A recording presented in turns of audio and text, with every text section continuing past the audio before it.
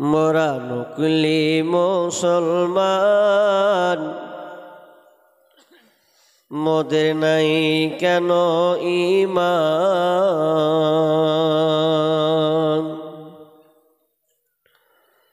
মোরা নাদান মুসলমান, মোদের নাই কাণ্ড জ্ঞান।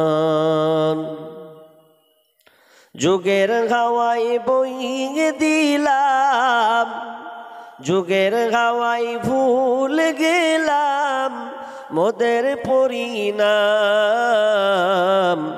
মোরা নাদান মুসলমান, মোদের নাই কেন ঈমান। মোরা ভোলা মুসলমান, মোদের নাই কাণ্ড জ্ঞান। মাস গেল তোর বছর গেল, কি আছে বাকি? সবাই মিলে বললা তোরা, নামাজ রোজা ধরেছি। মাস গেল তোর বছর গেল, কি আছে বাকি? সবাই মিলে বললা তোরা, নামাজ রোজা ধরেছি। আধুনিকতাই ভুল গেলাম, মডার্নিং যুগে ভুল গেলাম মোদের পরিণাম। মোরা বেঈমান মুসলমান, মোদের নাই কাণ্ড জ্ঞান। মোরা ভোলা মুসলমান, মোদের নাই কেন ঈমান। যুগের হাওয়ায় ভুল গেলাম, যুগের হাওয়ায় বিলিয়ে দিলাম মোদের পরিণাম। মোরা নাদান মুসলমান, মোদের নাই কেন ঈমান। মোরা এমন ভাবে পার্টি করি, ভাইয়ে ভাইয়ে লরি মরি। মোরা এমন ভাবে দল করি, ভাইয়ে ভাইয়ে লরি মরি। মোদের ভোটে জোরে বাবু, মোদের ভোটে জোরে বাবু বিধানসভা পান। মোরা নাদান মুসলমান, মোদের নাই কেন ঈমান। মোরা অবুঝ মুসলমান, মোদের নাই কাণ্ড জ্ঞান। পার্টির যখন মিছিল হয়, আল্লাহ বলে রই না ভয়। পার্টির যখন স্লোগান হয়, আল্লাহ বলে রই না ভয়। চাকরি পাবার লোভে পড়ে, চাকরি পাবার লোভে পড়ে বলি বন্দে মাতারাম। মোরা মুশরিক মুসলমান, মোদের নাই কাণ্ড জ্ঞান। মোরা নাদান মুসলমান, মোদের নাই কেন ঈমান। পার্লামেন্টের মেম্বারেরা আইন তৈরি করে তারা, ওরে পার্লামেন্টের মেম্বারেরা আইন তৈরি করে তারা। তাদের হাতে জবাই হলো, তাদের হাতে কুরবান হলো পবিত্র আল কোরআন। ওরে নাদান মুসলমান, মুসলমান মোদের নাই কেন ঈমান ওরে ভোলা মুসলমান মোদের নাই খোকাণ্ড জ্ঞান যুগের হাওয়ায় বিলিয়ে দিলাম যুগের হাওয়ায় উড়িয়ে দিলাম মোদের পরিণাম মোরা নাদান মুসলমান মোদের নাই কেন ঈমান মোরা ভোলা মুসলমান মোদের নাই কেন ঈমান মোরা অবুঝ মুসলমান মোদের নাই খোকাণ্ড জ্ঞান।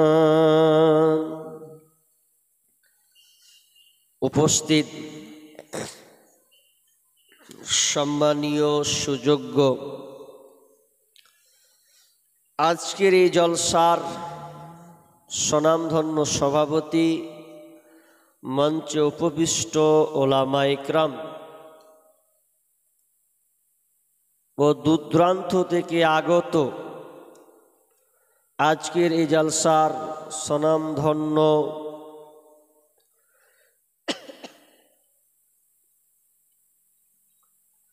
বিবেকমান মানুষ বিবেক সম্পন্ন মানুষ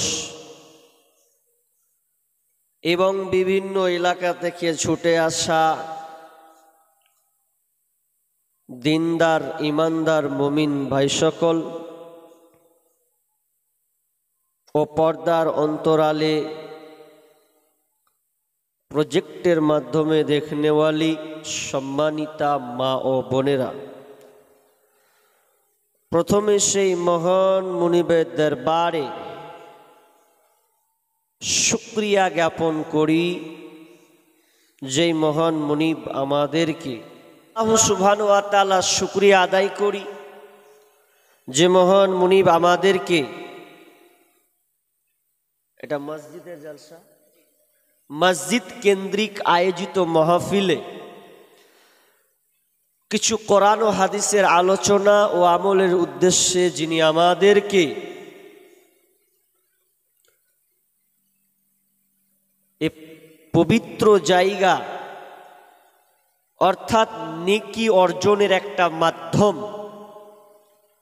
যিনি আমাদেরকে সুযোগ দিয়েছেন সে আল্লাহ সুবহানাহু ওয়া তাআলার শুকরিয়া আদায় করি বলি আলহামদুলিল্লাহ।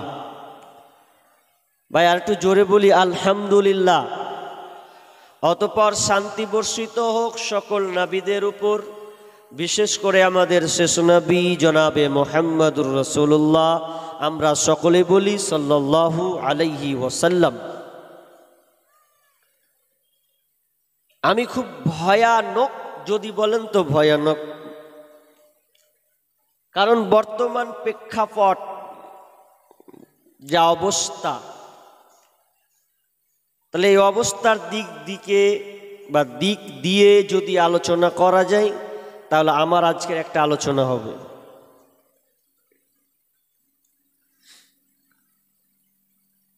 পৃথিবীতে প্রায় 800 কোটি মানুষ বাস করে, জনগণ সংখ্যা হচ্ছে প্রায় 800-850 কোটি ধরে নেন। পৃথিবীতে আল্লাহ একটা নির্ণয় অনুযায়ী 4300টি ধর্ম আছে। তার মধ্যে প্রসিদ্ধ যেগুলো আমরা পরিচিত রাখি তার মধ্যে হচ্ছে 10টি ধর্ম, দিন তো বলা যাবে না, ধর্ম। তার মধ্যে আমাদের সে হচ্ছে দিন ইসলাম, যে ইসলাম আজকে বাকি ধর্মের কাছে একটা অসহায় যেন হয়ে গেছে। আচ্ছা, আমি আপনাদেরকে একটা কথা বলি, সারা বিশ্বে মুসলমান শান্তিতে আছে না অশান্তিতে ভুগছে? কথা বলতে হবে আপনাদের। আমি কোন জায়গায় এলাম রে বাপ, কথা না বললে তো হবে না। এক একটা বক্তার এক এক ক্যাটালগ থাকে কথা বলার। অনেকে আছে কান ধরবে তো ধরে লম্বা মেরে দিলে ওটা না, আল্লাহ কণ্ঠ দিয়েছে বলে যে কণ্ঠই চালাতে হবে এমন না। একটা বিষয় কেন্দ্রিক আলোচনা করতে গেলে আপনাকে সব কিছু বুঝাতে হবে। আজকে মুসলমান জাতি লাঞ্ছিত, অপমানিত, ঘৃণিত, অপদস্থ। তার কারণ কি? এই রোগটাকে আমাদেরকে আগে বের করতে হবে। এটা কি কারণে হচ্ছে? মুসলিম জাতি নির্যাতিত কেন? আমার নাম উমুক মুসলিম মানে আমার দোষ। ভারতবর্ষে এটাই তো হচ্ছে এখন। আমার নাম শুধু মুসলিম, এই জন্য আমার এই হালাত, এটা চলছে। তবে দু একটি কথা বলবো, আপনাদের উত্তর দিতেই হবে, না দিলে আমি আলোচনা বলে সাকসেস হব না আশা করি। আচ্ছা বলেন, আমার কাছে একটা কাগজ আছে, যে এই কাগজটা ধরলেন এটা সাদা, ভালো করে বুঝবেন, এটা সাদা কাগজ। এই সাদা কাগজে আমার দিকে তাকান, লক্ষ্য করুন, এটা সাদা কাগজ। এই সাদা কাগজে আমি পৃষ্ঠা ছিঁড়ব, ধরলাম একটু ছিঁড়লাম, উদাহরণটা আপনাকে দিচ্ছি, ভালো করে নেন। ছিঁড়েছি, এটা কি বলেন তো? এটা সাদা কাগজ তো, কিছু লেখা আছে? নাই, ভালো করে বুঝেন। এ পিঠ ও পিঠ, আমি এদিকে লিখলাম পানি, একদিকে লিখলাম আগুন, ভালো করে বুঝেন, একদিকে পানি একদিকে আগুন। আচ্ছা বলেন, এটা পুড়বে কিংবা ভিজবে? কথাটা বুঝে উত্তর দেন। আমি একদিকে আগুন লিখলাম, একদিকে পানি লিখলাম, এটা ভিজবে? দুই ধরনের, কে কইছে ভিজবে, কে কইছে ভিজবে না। কোন ভেজালে কোন কহেন তো? তার মানে বুঝতে পারেননি। একটা ছোট্ট ছেলে ভাবিকে বলছে যে ভাবি জানো তোমার পেটে বাচ্চা আছে, কি হবে? 100তে 100% বলে দেবো। বলছে ভুল হবেই না, আর ভুল যদি হয়ে যায় তো কান কেটে ফেলে দেবো। ছোট বাচ্চা বলছে ভাবি আপনার পেটে কি আছে, কোন বাচ্চা হবে, আমি বলে দিব। তখন বলছে বল কি হবে বল। তো বলছে আমি 100তে 100 বলতে পারি, আপনার পেট থেকে ছেলে হবে কিংবা মেয়ে হবে। কান কেটেও ফেলে দিবে। তো ছেলে তো মেয়ে যে কোনো একটা তো হবেই, এটা তো স্বাভাবিক কথা। তো আপনাদের উত্তর ওই রকমই, দুটাই মাটি ঢেল মারছেন আপনি, তো যেটা হয় সেটা হবে নাকি? এমন করলে তো হবে না। আবার বুঝেন, বিষয়টা খুব গভীর তত্ত্ব কথা আছে। আমি বললাম একদিকে আগুন একদিকে পানি, বলেন তো আমি আগুন লিখলাম বলে কি এই কাগজটা পুড়বে? পুড়বে না। আচ্ছা একটা উত্তর হলো, আচ্ছা একদিকে পানি লিখেছি, তার মানে কি কাগজটা ভিজবে? তার মানে যতক্ষণ প্র্যাকটিক্যালে না যাবে ততক্ষণ পর্যন্ত পুড়বেও না ভিজবেও না, পুড়বেও না ভিজবেও না। তাহলে অনুরূপ আজকে আমরা মুসলমান মার খাচ্ছি কেন? আমরা জানি ইসলাম মানে শান্তি, আল্লাহর নাম একটা নাম হচ্ছে সালাম, সালাম মানে হচ্ছে শান্তি, আর ইসলাম মানে হচ্ছে আত্মসমর্পণ করা। ইসলাম মানে যে ব্যক্তি আত্মসমর্পণ করে ওর নাম হচ্ছে ইসলাম। এবার বলেন তো, ইসলাম যে শান্তি ধর্ম, তো শান্তি থাকবো, সুখ পাবো, তাহলে আমরা লাঞ্ছিত কেন? তার মানে আমরা ইসলামকে এখনো প্র্যাকটিক্যালে নিয়ে আসতে পারিনি। কোরআন কাগজের পাতায় লিপিবদ্ধ লেখা আছে, একে আপনি যতক্ষণ পর্যন্ত বাস্তবায়ন না করবেন, প্র্যাকটিক্যালে না নিয়ে আসবেন, ততক্ষণ পর্যন্ত আপনি শান্তির আশা করে আপনার কোনো লাভ হবে না। যেমন একে না পুড়ালে পুড়বে না, না ভিজালে ভিজবে না, তো আমাদের বর্তমান হালাত সেই রকম হতে চলেছে। এবার চলেন, আমরা যে শান্তি পাই না, বিশ্বনবী বলেছেন যে তোমরা দুইটা জিনিসকে ধরবে। আল্লাহ রসুল শেষ লগ্নে বলে গেছেন তোমরা দুইটা জিনিসকে আঁকড়ে ধরো, একটা হচ্ছে কিতাব আল্লাহ ওয়া সুন্নতি রাসূলি, আল্লাহর কিতাব এবং সুন্নাহ।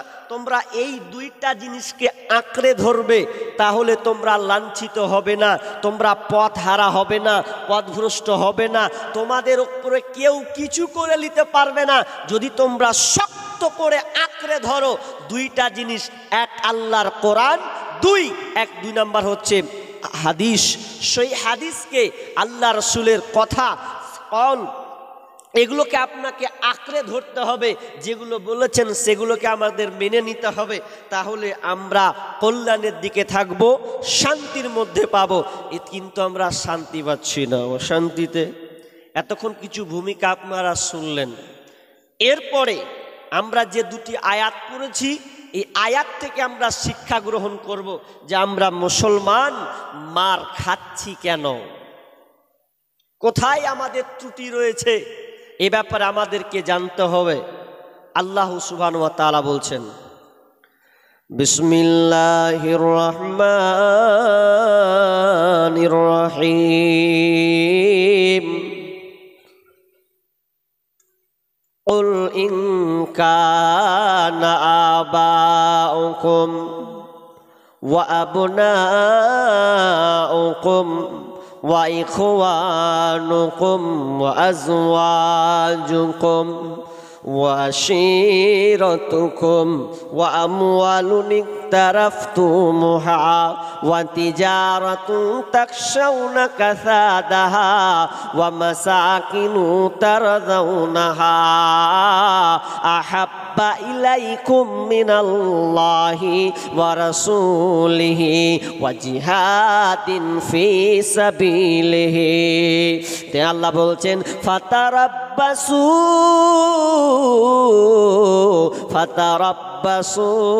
হাত্তা ইয়াতিয়াল্লাহু বিআমরিহি ওয়াল্লাহু লা ইয়াহদিল কওমাল ফাসিকিন। ভালো করে শুনেন, সূরা তাওবা 24 নম্বর আয়াত। আল্লাহ সুবহানাহু ওয়া তাআলা বলছেন, হে নবীর মধ্যে বলছেন কি, আল্লাহ তাআলা বলছেন কুল ইন কানা আবাউকুম, আল্লাহ বলছেন তোমাদের বাপের উপরে যার মহব্বত চলে যাবে। আগে গুটিয়ে নি কথাটা, আল্লাহ অত্র আয়াতে বলতে চাচ্ছেন তোমরা যখন 8টা জিনিসের উপরে মহব্বতকে বাড়িয়ে দেবে, এই 8টা জিনিসে যখন তোমাদের ভালোবাসা বেড়ে যাবে, আর 3টার উপরে যখন তোমাদের মহব্বত কমে যাবে, ভালোবাসা যদি কমে যায়, ফাতারাব্বাসু, অপেক্ষা করো ফাতারাব্বাসু হাত্তা ইয়াতিয়াল্লাহু বিআমরি, আল্লাহর নির্দেশ না আসা পর্যন্ত, আল্লাহর হুকুম না আসা পর্যন্ত তোমরা অপেক্ষা করো। ফাতারাব্বাসু হাত্তা ইয়াতিয়াল্লাহু বিআমরি ওয়াল্লাহু লা ইয়াহদিল কওমাল ফাসিকিন, আর আল্লাহ তাআলা ফাসিক কওমকে কোনদিন হিদায়াত দান করেন না। কোন 8টা জিনিসে আমরা মহব্বত দিয়ে দিয়েছি? আল্লাহ বলছেন যখন আমার বান্দারা 8টা জিনিসে মহব্বত বাড়াবে, 3টার উপরে মহব্বত কমিয়ে দেবে, তখন তাদের উপরে আযাব আসবে, মারবে, শাসক আসবে, নির্যাতন করবে, নিপীড়ন করবে, অপহরণ করবে, নিষ্পিত হবে, সব কিছু ওদেরকে অ্যাটাক করবে। ওরা যখন 8টা জিনিসে মহব্বত বাড়াবে, 3টার উপরে মহব্বত কমিয়ে দেবে। এক কথায় এই 3টার প্রতি তারা স্নেহ, ভালোবাসা, মহব্বত কাজের অত দেখাবে না, 8টার উপরে ঝুঁকি দিবে। আল্লাহ বললেন কি সেই 8টা মহব্বত, ভালো করে শোনেন।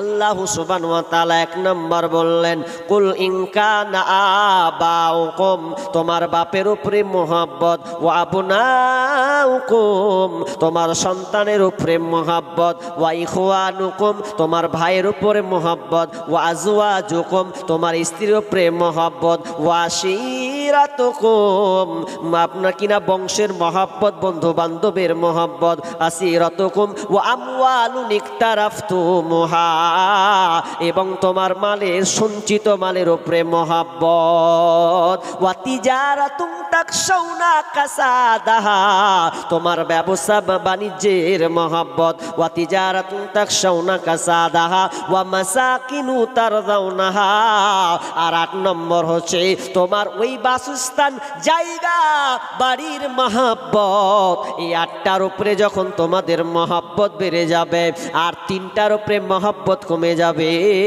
কি 3টা রাসূল কিতাব আল্লাহ সুবহানাহু ওয়া তাআলা বলছেন, ফাতারাব্বাসু হাত্তা ইয়াতি আল্লাহু বিআমরি আল্লাহু লা ইয়াহদিল কওমাল ফাসিকিন।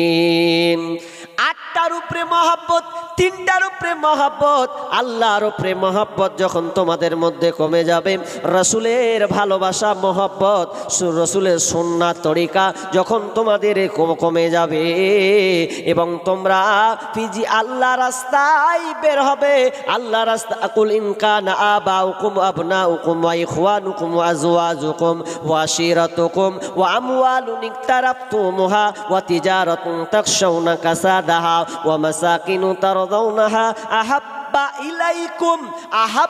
ইলাইকুম মিনাল্লাহি ওয়া রাসূলিহি ওয়া জিহাদিন ফি সাবিলিহি। 3টার মহব্বত কমে যাবে, আহাব্বা ইলাইকুম মিনাল্লাহ ওয়া রাসূলিহি ওয়া জিহাদিন ফি সাবিলিহি, আল্লাহর উপরে মহব্বত, রাসূলের মহব্বত, ওয়া জিহাদিন ফি সাবিলিহি, এবং আল্লাহ রাস্তায় বের হতে হবে। এই 3টা জায়গায় যখন তোমাদের মহব্বত কমে যাবে, ফাতারাব্বাসু, অপেক্ষা কর, যেদিন আল্লাহর মার পড়বে রে, সেদিন তোমাদের কোনো উপায় থাকবে না। এবার আপনাকে একটা কথা বলি, বলেন তো আমাদের 8টার উপরে মহব্বত বেশি না 3টার উপরে মহব্বত বেশি? জি, কথা ভেবে বলবেন। এই আয়াতের উপরে ব্যাখ্যা অনেক লম্বা যাবে, আদায় করতে হবে বলে আমি শর্ট করব, তবে উদাহরণটা দিয়ে পালাবো, অন্য আয়াতে ধরব। 8টার উপরে মহব্বত আমাদের বেশি না 3টার উপরে মহব্বত বেশি? কথা বলেন, 8টার উপরে না 3টার উপরে? ভাবছে যে এমন জায়গায় কোপ মারছেন মৌলভী সাহেব, মুখ খুলতে পারি না, মুখ খুলবেন কি করে? ওই জন্য তো আপনাদের উপরে এত আযাব চলছে। 3টার উপরে মহব্বত আমরা কমিয়ে দিয়েছি, আল্লাহর উপরে আমাদের মহব্বত কমে গেছে, নবীর আদর্শ মানতে আমাদের ভালো লাগে না, আল্লাহ রাস্তায় বের হতে হবে, এটার জন্য আপনি বের হতে পারছেন না, তাহলে 3টার উপরে আপনার মহব্বত কমে গেছে বলে তোমরা বলেছ।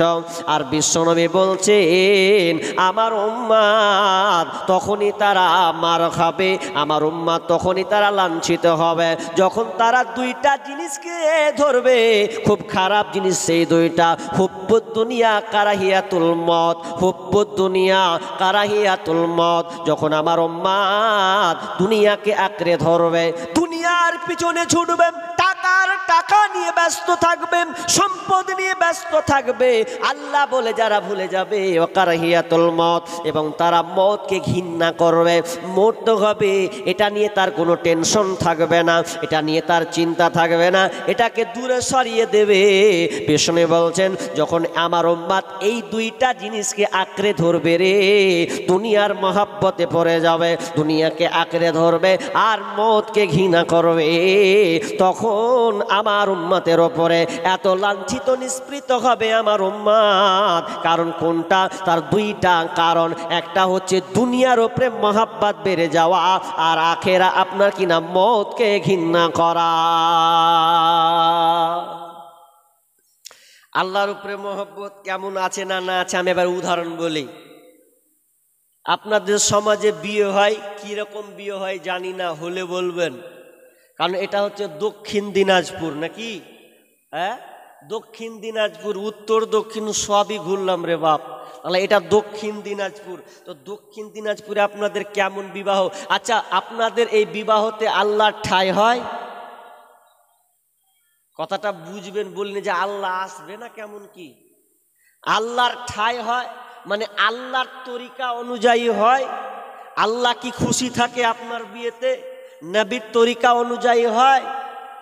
আর কি বলবো আপনাকে, হয় একটা লোকের বিয়ে হবে, তো বিয়ে যদি হচ্ছে তো শালির বিয়ে খেতে যাবে, ও শালির বিয়ে, তো শালির বিয়ে খাবে, তো শালির বিয়ে খাওয়ার জন্য 10 দিন আগে শ্বশুর বাড়ি।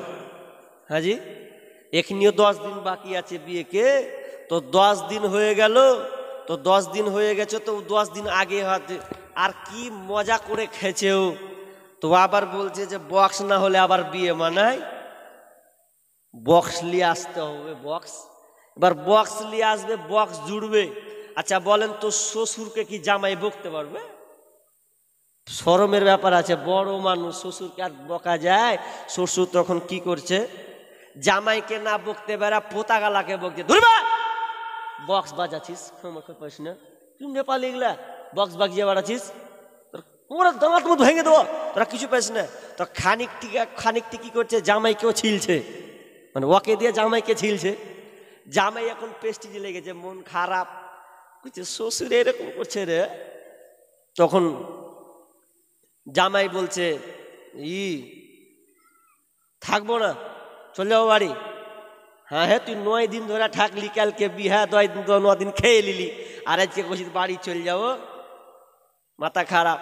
তখন দেখবেন শাশুড়ি খুব জামাই দরদি হয় বেশি, তো শাশুড়ি জামাই দরদি হয়, তখন নিজের টাকি বকছে, যুগ জামানা কিছু বুঝো, বাজিস তো বাজিস, তোমার কি হলো, যা মসজিদে যার বিছানা ঘুমাও, যাও।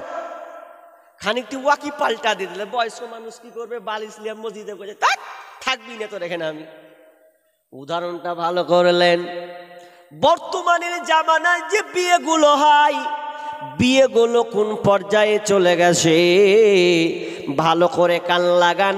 8টা মহব্বত আপনি ঢেলে দিয়েছেন, 3টার মহব্বত আপনি কমিয়ে দিয়েছেন। আপনি যে বিয়েটা করছেন বা বিয়েটা খাচ্ছেন, দেখবেন বিয়ে বাড়িতে যখন বিয়ে লাগে, অনুষ্ঠান হয়, হায় রে কত আল্লাহ বিরোধী কাজ সেখানে হয়। ইসলাম তরিকা অনুযায়ী বিবাহ হয় না, তার মানে আল্লাহর আইনকে লঙ্ঘন করা হয়, তার মানে ওখানে আল্লাহর আইনের আশ্রয় হয় না, তার মানে আল্লাহর ভালোবাসা ওখানে থাকে না। বিয়েটা যেখানে হয় নবীর তরিকা অনুযায়ী হয় না। নবীর তরিকা কেমন, অথচ দেখবেন যেখানে বিয়েটা হয়, আপনার ছেলের স্থান হয়, আপনার বাপের স্থান হয়, আপনার বন্ধুর স্থান হয়, আপনার মালেরও ওখানে স্থান হয়, সঞ্চিত সম্পদ দিয়ে আপনার বিবাহটা হয়। 8টা মহব্বত বিয়েতে লেগে থাকে, কিন্তু 3টার মহব্বত কিন্তু দেখা যায় না, আল্লাহর আশ্রয় হয় না, নবীর তরিকা অনুযায়ী বিবাহগুলো আজকের জামানাতে হয় না। বুক ফুলিয়ে বলেন, কে এমন আছেন আমার বিয়েটা ইসলাম তরিকা অনুযায়ী হয়েছে? না না না, আপনার বিবাহটা ইসলাম তরিকা অনুযায়ী হয়নি, বরং ইমাম যখন আপনার বিবাহটা পড়ায়, বিবাহ পড়াতে গিয়ে যে আরবিতে খুতবাটা পড়ে দেয়, আপনাকে কবুল করতে বলে, তখন আপনি কাবিল তু বলে দেন, কবুল করলাম, এইটুকু শুধুমাত্র জায়েজ দেখা যায়। বাকি আগে পিছে কত যে অন্যায় অশ্লীল আপনার কাজ হয়েছে। ইমাম যখন ঢোকে, ইমাম দেখে আরে এখানে তো ছেলে মেয়ে একসাথে বেহায়াপনা করে খেতে বলে বসেছে, পর্দার কোনো গুরুত্ব নাই, তার মানে এখানে আল্লাহর জায়গা হলো না, নবীর শরীয়ত আপনার কিনা হুকুমের জায়গা হলো না, ভালো আলেমের পর্যন্ত জায়গা হলো না, 3 শ্রেণীর লোকের জায়গা, 3 শ্রেণীর জায়গা হলো না, 3 রকম ভালোবাসার ক্যাটালগের জায়গা হলো না, 8টা প্রাধান্য হয়েছে। আমার আল্লাহ বলছেন, ফাতারাব্বাসু, অপেক্ষা কর, তোমরা খুব মজা নিয়েছিস 8টার ওপরে, তোদের ওপরে যখন বিপদগুলো চাপিয়ে দেওয়া হবে, যখন তোমাদের ওপরে শাসক নির্যাতন করবে, সেদিন তোমাদের কোনো কাজ হবে না। এবার উদাহরণ দিই আপনাকে। আমরা বলছি যে মুসলমানদের টার্গেট করছে, কে মারছে, করছে বিজেপি। হাজি কে টার্গেট করছে? তো বিজেপি। কে টার্গেট করছে? তো আরএসএস বজরঙ্গ দল। ওরা টার্গেট করছে মুসলিমকে।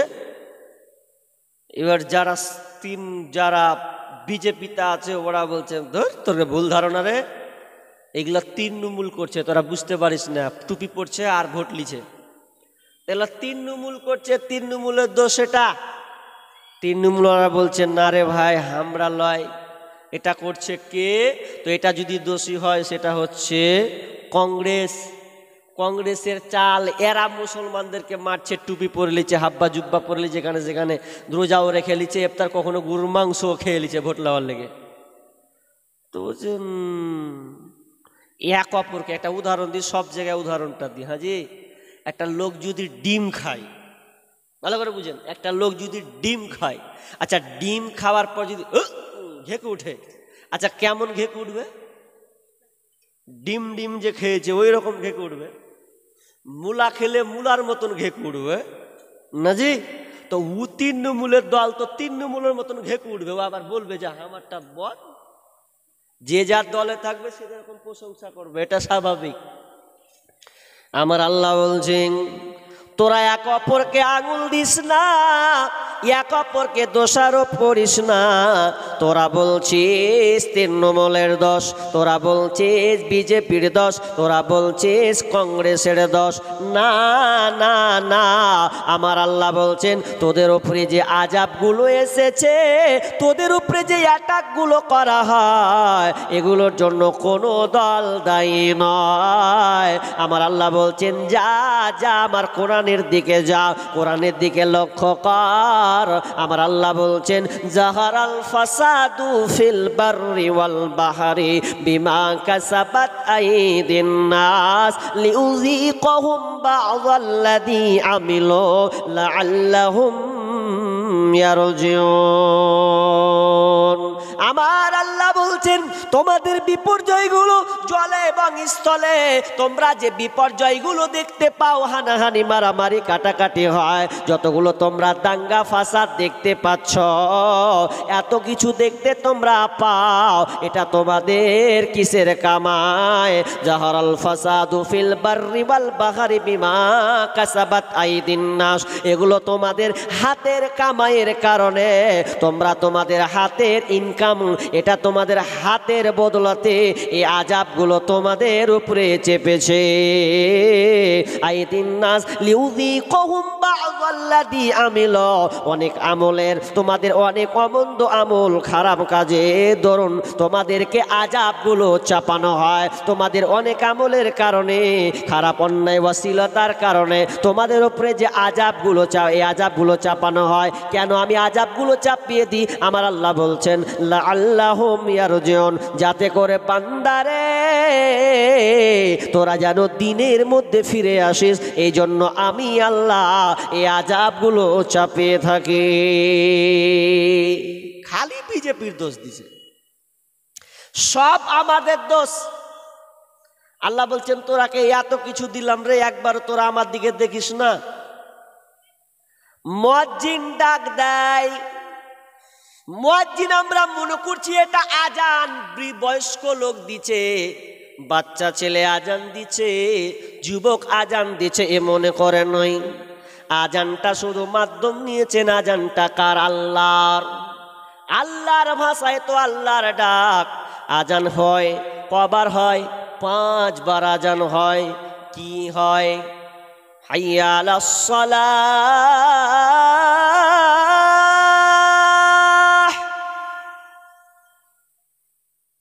হাইয়া আলাস সালাহ।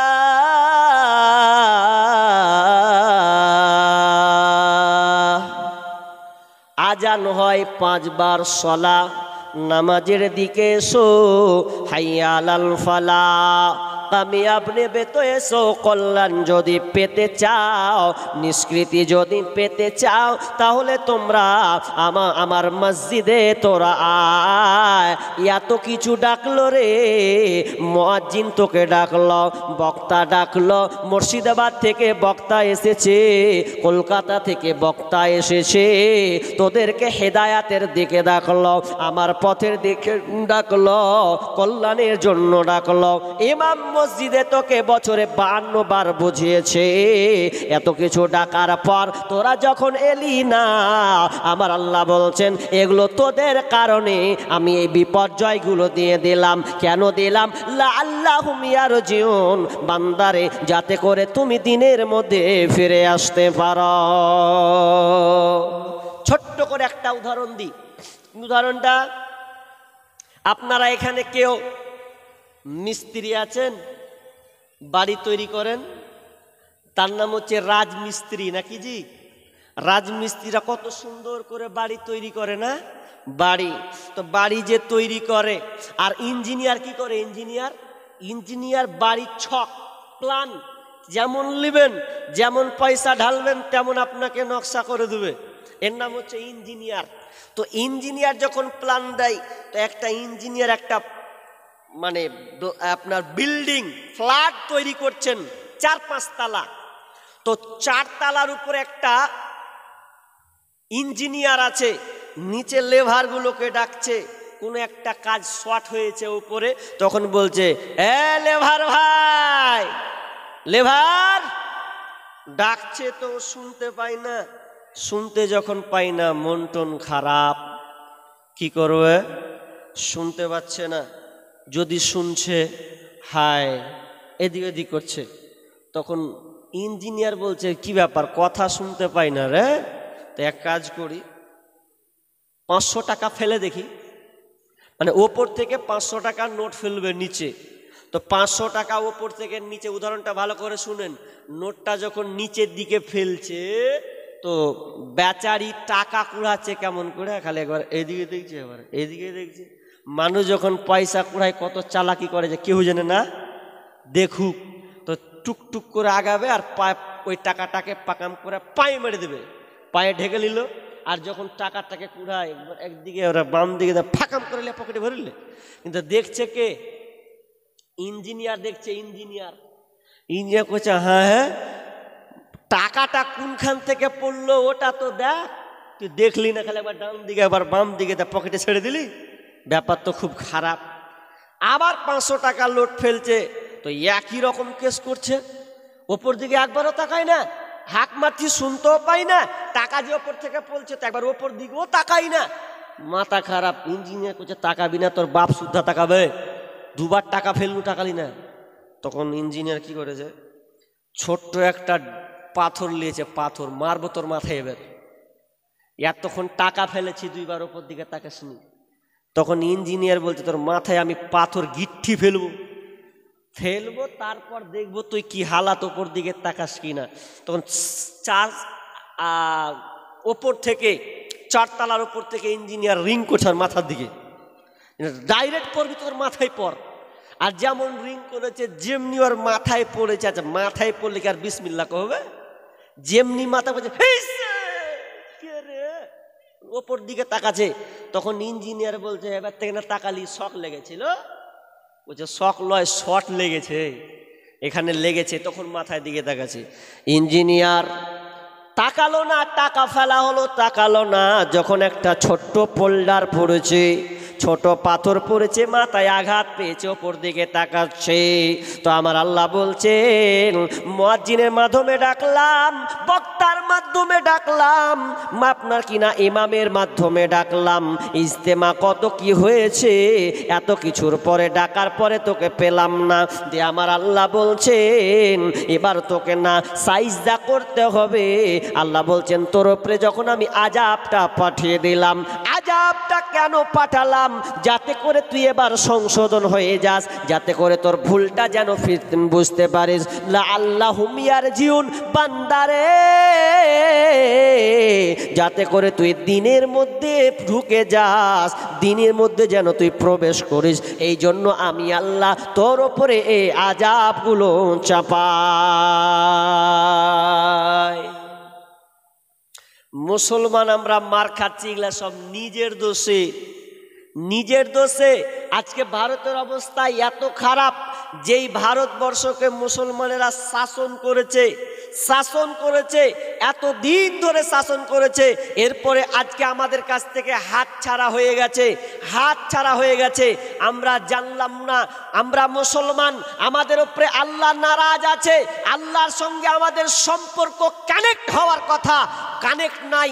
আল্লাহ আমাদের এখন কথা শুনে না। কেমন করে দেখেন, আপনি 10 বছর 15 বছর পেছনে চলে যান।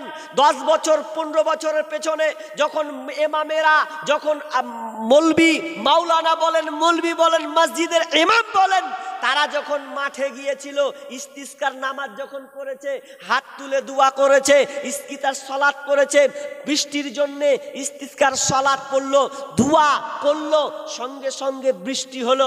তখনকার মানুষ মোবাইল থাকলে আর কিছু থাকলে কি করেছে, ওই আগে ক্যারি নিয়েছে যাতে না ভিজে, কিংবা অনেকে কেউ নিয়েও পর্যন্ত যায়নি, কিংবা ছাতা পর্যন্ত নিয়ে গেছে। কিন্তু আজ বর্তমানে দেখেন 2-1 বছর 3 বছর 4 বছর ধরে জায়গা অনাবৃষ্টি, মানে বৃষ্টি নাই, রোদ গরম, এরপরও ইস্তিসকার সালাত হচ্ছে, নামাজ হচ্ছে, কিন্তু দোয়া কবুল হচ্ছে না, নামাজ কবুল হচ্ছে না। মারাত্মক। কেন এটা? কাজী নজরুল বলছেন, আল্লাহকে পাইয়া বিশ্ব বিজয়ী ছিল একদিন যারা, আল্লাহকে হারায় লাঞ্ছিত মুসলিম আজ তারা। আল্লাহর নামের আশ্রয় ছেড়ে ভিখারির বেশে পথে পথে ঘুরে, আল্লাহর নামের আশ্রয় ছেড়ে ভিখারির বেশে পথে পথে ঘুরে, এসে ভোগ বিলাসে মায়াই ভুলে হাই নীল বন্ধন কারা, আল্লাহকে হারায় ভীত পরাজিত আজ দুনিয়ায় তারা। আল্লাহর সঙ্গে যুক্ত সদাই ছিল যাহাদের মন, আল্লাহর সঙ্গে যুক্ত সদাই ছিল যাহাদের মন, দুঃখে রোগে অটল থাকিত তারা সদা সর্বক্ষণ। এসে শয়তান ভোগ বিলাসে কারিয়া নিয়াছে ঈমান তাদের, মুসলিম আল্লাহকে হারায় হয়েছে লাঞ্ছিত তারা, আল্লাহকে হারায় মুসলিম আজ হয়েছে সর্বহারা। আল্লাহ বান্দার সঙ্গে কানেক্ট নাই। ইব্রাহিম বিন আদহামের অনেক কথা আছে। ইব্রাহিম বিন আদহাম একদিন বাজারে গেলেন, বাজারে গিয়ে একটা গোলাম আজাদ করলেন, গোলাম ক্রয় করলেন, গোলাম ক্রয় করে কিনে নিয়ে বাড়ি আসলেন। বাড়ি আসার পর ওই গোলামকে বলছে, গোলাম রে তুমি কি খাবে? গোলামটা বলছে, মালিক যা আপনি আমাকে খাওয়াবেন ওটাই আমি খাওয়াও। ও আপনি ইব্রাহিম বিন আদহাম বলছে, ওরে গোলাম রে তুমি কেমন পোশাক পরবে বলো? গোলামটা বলছে, মালিক যেমন আপনি আমাকে পোশাক পরাবেন, যে ধরনের পোশাক পরাবেন আপনার ইচ্ছা। এবার বলছে, মা গোলাম বলো তো তোমার নাম কি? ওহে চাকর তোমার নাম কি? তখন ওই গোলামটি বলছে, ওই চাকরটি বলছে, মালিক আপনি আমাকে যে নামে ডাকবেন ওটাই হবে আমার নাম। এবার 4 নম্বরে ওই গোলামটাকে, বাচ্চাটাকে জিজ্ঞাসা করছে, ওরে আমার চাকর গোলাম বলো তোমার কি কোনো আশা আছে কি নাম? তোমার কোনো আশা আকাঙ্ক্ষা আছে কি নাম? গোলাম চাকর বলছে, মালিক গোলামের আবার কি আশা থাকতে পারে, চাকরের কি আবার আশা থাকতে পারে? আমার কোনো আশা নাই। আপনি যেমন করে আপনি রাখবেন তেমন করে, আপনি যেমন করে পড়াবেন তেমন করে, আপনি যেমন করে খাওয়াবেন তেমন করে। যখন এই কথা বলা, ইব্রাহিম বিন আদহাম নিজের বুকের কলারটাকে ধরছে আর নিজেকে বলছে, ওরে নাদান রে, এ বাচ্চাটাকে দেখ, এ তো আল্লাহর সঙ্গে এই রকম তার সম্পর্ক থাকার কথা, এ গোলাম আমার সঙ্গে এই রকম সম্পর্ক করছে। না না, আমি কত নাদান, আমি কত বেঈমান, আমি এই রকম আল্লাহর সঙ্গে কম্পেয়ার করে রাখিনি, আমি আল্লাহর সঙ্গে এই রকম যোগাযোগ করিনি। তার মানে তিনি বলতে চাচ্ছেন আজকে বর্তমানে আল্লাহ বান্দার কানেকটা দূর হয়ে গেছে। এই জন্য আমার আল্লাহ বলছেন, তোকে কে মারবে আর কে কাটবে আমার দেখে কোনো লাভ হবে না। তুই যতই কান, তোর দিক দিয়ে যতই চোখে পানি আসুক না কেন, যতক্ষণ পর্যন্ত তুই সংশোধন না হবি, যতক্ষণ পর্যন্ত পরিবর্তন না হবি রে বান্দা, আমি আল্লাহ কোনো লাভ নাই। মুসলমানের উপরে মারতে গেলে এত ভয় করছে যে কি হবে কি হবে কি হবে। গেল এনআরসি গেল, আর সামনে আবার আসবে দেশ ভাগ করবে নাকি, এ নিয়ে আবার একটা পায়তারা চলছে। মসজিদ দখল হবে নাকি, এ নিয়ে আবার পায়তারা। মাদ্রাসা দখল হবে নাকি, এ নিয়ে আবার চক্রান্ত। এগুলো হচ্ছে মুসলমান করছে। কি শুরু হলো রে? মেন জায়গায় যান, মেন জায়গায় যান, মেন জায়গা না, মেন জায়গা আমরা দেখতে পাইনি। আমরা যে মুসলমানের বাচ্চা, আমরা বীর যোদ্ধা, কাফেরদেরকে বাতিলদেরকে সঙ্গে সঙ্গে যখন বাতিল দেখবে তো ভয়ে থরথর করে কাঁপার কথা, কিন্তু আমাদেরকে কাঁপছে না। আমরা কোন মুসলমান? যেই মুসলমানের কারণে সূর্য পর্যন্ত স্থির হয়েছে। বুখারীর হাদিস বন্ধুরে, আমরা কেমন মুসলমান? আজকে আমরা উল্টা মুসলমান। আমরা বাই চান্স মুসলমান, বাই চয়েস মুসলমান নয়। যদি আমরা বাই চয়েস মুসলমান হতাম, যদি আমরা সম্পূর্ণ ইসলামকে মেনে নিতাম, তাহলে কোনো বাতিলপন্থী আমাদের উপরে আঙুল পর্যন্ত তুলতে পারত না। নমরুদ, হামান, ফিরাউন এরা পর্যন্ত আমাদেরকে পারেনি, চলে গেছে কবরে চলে গেছে, ধ্বংস হয়ে গেছে। আজকে জালেম শাসক এসেছে ভারত সরকার, আজকে জালেম মুসলমানদের উপরে নির্যাতন চালাচ্ছে, নিপীড়ন চালাচ্ছে। আমরা হাই হুতাশ হয়ে যাচ্ছি। না না, আমাদেরকে সেই ইতিহাসকে মনে রাখতে হবে। সে একজন নাবী যুগের, নাবী মূসা, বানি ইসরাইলের যুগে নাবী মূসা যখন মারা গেলেন, দুনিয়া ছেড়ে যখন তিনি চলে গেলেন, এরপরে 40 বছর ধরে আল্লাহ তাআলা আযাব দিয়েছিলেন। আর 40 বছর ধরে আযাব এমনভাবে হয়েছে আর কোনো বাঁচার কায়দা নাই। আল্লাহ বললেন, তোমরা সত্যতে ঢুকো, তোমরা সৎ ন্যায়ের দিকে ফিরো, সংগ্রাম করো, আন্দোলন করো, মসজিদুল আকসাকে বিজয় করো রে। 2 জন দাঁড়িয়েছিলেন, তার মধ্যে একজনের নাম হচ্ছে ইউসা বিন নুনটাকে আমরা সকলে ঘটনাটা জানি। খিজির আলাইহিস সালামকে তালাশ করার জন্য নবী মুসার সঙ্গে যে লোকটা গিয়েছিল, ওটা কোনো সেই সময় কিন্তু সেই লোকটার নাম কি, সেই ছেলেটার নাম কি? তার নাম হচ্ছে ইউসা বিন নুন। তখন তিনি নবী হননি। সেই ইউসা বিন নুন আপনার মসজিদুল আকসাকে, ফিলিস্তিনের মসজিদুল আকসাকে দখল করার জন্য তিনি জিহাদ সংগ্রাম করছেন, যুদ্ধ করছেন। এমন সময়, সেই সময় একটা সময় ছিল শুক্রবার যেমন সূর্য ডুবলেই শনিবার, আর শনিবার হলে সমস্ত যুদ্ধ বন্ধ, যুদ্ধ করা যাবে না। কিন্তু এমন সময় তারা বিজয় লাভ করবে। ইউসা বিন নুন, নবী ইউসা বিন নুন আল্লাহর কাছে দোয়া করতে লাগলেন, মাবুদ, হে আমার রব, আমরা জিহাদ করছি, আমরা যুদ্ধে নেমেছি, শেষ পর্যায়ে আমরা চলেছি, একটু পরে আমরা মসজিদুল আকসাকে দখল করে নেব, ফিলিস্তিনের মসজিদুল আকসাকে আমরা কবজায় করে নেব। আল্লাহ, তুমি আমাদের আর একটু সময় দাও। যদি সূর্যটা ডুবে যায় তাহলে পড়ে যাবে মাগরিব, মাগরিবের পর হয়ে যাবে শনিবার, আর শনিবার যদি পড়ে যায় তাহলে আমাদেরকে যুদ্ধ বন্ধ করতে হবে, আবার নতুন করে যুদ্ধ করতে হবে, তো আমরা হেরে যাব। কিন্তু মাবুদ রে, যতক্ষণ পর্যন্ত আমরা যুদ্ধে সাকসেস না হচ্ছে ততক্ষণ পর্যন্ত এ সূর্যটাকে আল্লাহ তুমি থামিয়ে দাও, সূর্য যেন আর এদিক ওদিক না হয়, পুরো সূর্যটাকে স্থির করে দাও।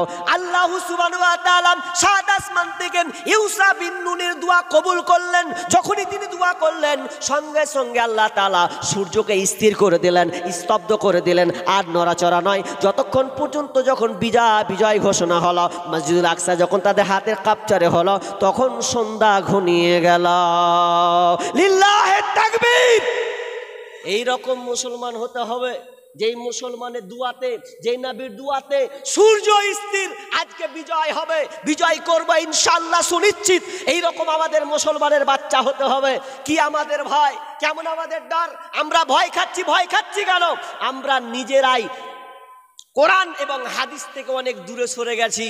উমর রাদিয়াল্লাহু তাআলা আনহু তিনি তখনও আমিরুল মুমিনিন হননি, খলিফা হননি।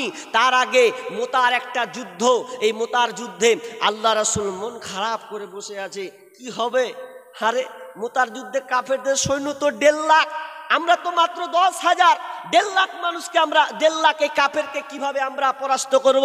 তাদেরকে আমরা কিভাবে শেষ করব? এটা তো অসম্ভব। কি করা যায়? তাঁবুর তলে মন খারাপ করে আছে। উমর ঢুকে বলছেন, ইয়া রাসূলুল্লাহ, আপনার মনটা কেমন খারাপ, আপনার মনটা যেন কেমন জানি লাগছে। কি হয়েছে নবী গো? একটু কি আপনি আমাদেরকে খুলে বলবেন না? বিশ্বনবী বলছেন, উমর রে, তুমি তো জানো ওরা আজকে এই যুদ্ধে 1.5 লক্ষ মানুষ আছে, আমরা মাত্র 10,000। কে যেন কেন হবে? আজকে দিনটা জানি কেমন হবে, আমরা বিজয় হতে পারবো কিনা? উমর বলছেন, ইয়া রাসূলুল্লাহ, আপনি কি বলেন? কি আপনি সব বলছেন? এ নিয়ে চিন্তিত হওয়ার কারণ নাই।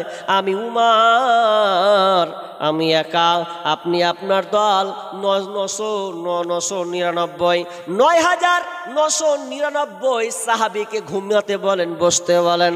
আমি একা উমর তলোয়ার নিয়ে 1.5 লক্ষর সামনে ঝাঁপিয়ে পড়ে যাব, কারণ আমি হলাম শের, আমি হলাম বাঘ। আর আমার সামনে 1.5 লাখকে আমি দেখি ভেড়া, আর ভেড়াকে কোনোদিন বাঘ ভয় পাবে না, কারণ আমি শের হিসাবে হুঙ্কার মারব, আমি ওগুলোকে তলে ফেলে দেব, আমি ওগুলো ভেড়াকে আমি কিছু মনে করি না। আমি নিশ্চিত এই ইসলামের পতাকাকে আমি উত্তোলন করব। যখনই এইরকম কথা বলা, আল্লাহর রাসূল বললেন, আমি বলতেন, উমর যাও, আল্লাহ তোমাদেরকে বিজয় দান করো, আল্লাহ তোমাদের সাহসিকতা আরো বাড়িয়ে দিন। কিন্তু মুসলমান মার খাচ্ছি, তাদের চেতনা কেমন ছিল? যে একটা উদাহরণ দিয়ে মার খাচ্ছি কেন? আচ্ছা, ফুটবল মানে গোল নাকি? যে ফুটবল মানুষ প্লেয়ার খেলে, তো ফুটবল দেখেছেন কটা প্লেয়ারে মারে গো? এদিক 2টা দল, ডান দিক বাম দিক, গোল যখন কটা করে প্লেয়ার থাকে? 11। তো 11 22টা, তো 11-22টা প্লেয়ার যখন মারে, লাত্থাই এদিক দিয়ে লাত্থাই, ওদিক দিয়ে লাত্থাই, ওইদিকে ঢুকে একবার এইদিকে ঢুকে। আচ্ছা, বলটা তো হাওয়া আছে, আর তো কিছু নেই। যে শট মারছে, তো একটা ছেলে মন খারাপ করছে, হ্যাঁ, বলটা কি ক্ষতি করলে? যারা 11 জন লাত্থেছে, ওরা 11 জন লাত্থেছে, কোনো কারণ গন্ডগোল তো কিছু আছে। তখন বলছে কি করা যায়?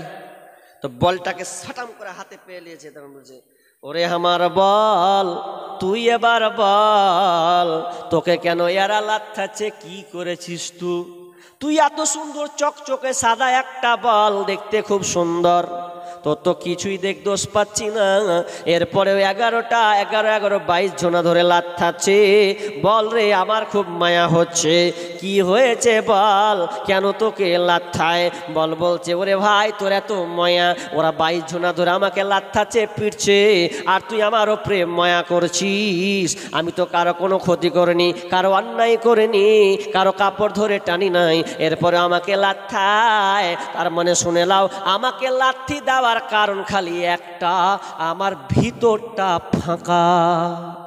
যদি আমি পাথর হতু, কোন ব্যাটা মারতো না? মারলে গেলি পায়ে আগে 1 বার 10 বার খালি এরকম লাড়বে, কি হবে, ওকে কি করে মারতে যাব পায়ে বল কোনো দিন। এই জন্য আমার ভিতরটা ফাঁকা শূন্য আছে, হাওয়া ছাড়া কিছু নেই। এই জন্য ওরা আমাকে ডান দিক বাম দিক দিয়ে, উত্তর দক্ষিণ পূর্ব পশ্চিম সব দিক দিয়ে ওরা লাথাচ্ছে।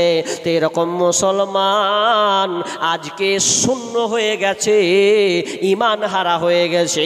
ওই মুসলমানের মধ্যে ইমানই চেতনা নাই, শূন্য ভরা মুসলমান, শূন্য হারা মুসলমান। এই শূন্যহারা মুসলমান আজকে বর্তমানে লাঞ্ছিত হচ্ছে, পদতলিত হচ্ছে, এদের কোনো জায়গায় সম্মান নাই। তা আমার আল্লাহ বলছেন, কিছু বলেন। হ্যালো, আসসালামু আলাইকুম। মা খালাদেরকে বলা হচ্ছে আপনারা একটু সাঁটে সাঁটে বসুন, সামনের দিকে এগিয়ে বসুন। পিছনে মহিলাগুলা দাঁড়িয়ে আছে, মহিলার প্যান্ডেলটা একদম ফুল হয়ে গেছে, পুরুষের প্যান্ডেল খালি হয়ে আছে। পুরুষদেরকে বলা হচ্ছে আপনারা ভিতরে চলে আসুন, প্যান্ডেলের ভিতরে। আর আমাদের যে আজকের প্রধান বক্তা তিনি চলে এসেছেন, চিন্তার কোনো কারণে তিনি আমাদের কাছে এসে উপস্থিত হয়ে আছেন, আলহামদুলিল্লাহ। ইনার পরে প্রধান বক্তা আসবে, ইনশাআল্লাহ আপনারা প্রধান বক্তার বক্তৃতা শুনবেন। মা খালারা আপনারা একটু সামনের দিকে এগিয়ে আসুন, পিছনে মহিলাগুলা বসতে পারছে না, আপনারা সামনের দিকে সাঁটে সাঁটে বসুন। আর দোকানের দিকে পুরুষের খুব ভিড়, আপনারা প্যান্ডেলের দিকে আসুন। আমাদের ভলান্টিয়ারদেরকে বলা হচ্ছে তোমরা দোকানের দিকে যে লোকগুলাকে একটু প্যান্ডেলের দিকে পাঠিয়ে দাও, দোকানে প্রচন্ড ভিড়। বলেন। আচ্ছা, যাই হোক, তো কি বলছিলাম যে আমাদের ইমান নাই, ইমানের দুর্বলতা, ইমানে আমাদের পোকা লাগা ইমান। এই জন্য আজকে আমরা লাঞ্ছিত পদতলিত হচ্ছি। বলেন তো, সাহাবীদেরকে যে প্রশ্ন করা হতো, সাহাবীদেরকে বলা হতো হে তোমরা কি মানো? এক কথায় উত্তর, কোরআনে যা আছে তা মানি, কোরআনে যা আছে তা মানি। তো কোরআনে কি আছে? আমরা যা করি তাই কোরআনে আছে। আচ্ছা, ওই প্রশ্নটা যদি আমরা যতটি মুসলমান এখানে বসে আছি, ভাই বসে আছি, একই প্রশ্ন যদি আমি আপনাদেরকে বলি তোমরা কি করো, কি মেনে চলো? আচ্ছা, বুকে হাত দিয়ে বলবেন কোরআনে যা আছে তা করি। কি বলেন? হবে? হবে না। আচ্ছা, যদি বলেন যে কোরআনে আছে তা করি, তো তোমরা কি করো? কোরআনে যা আছে তা করি। এটা বুক ফুলিয়ে বলতে পারবেন? জি না। বলবেন কি করে? আমরা মুসলমান ভাই ভাই দ্বন্দ্ব, মারামারি, এমন মারামারি করছি। একটা উদাহরণ পড়ছিলাম একটা বইয়ে, উদাহরণটা চমক উদাহরণ দিয়েছে।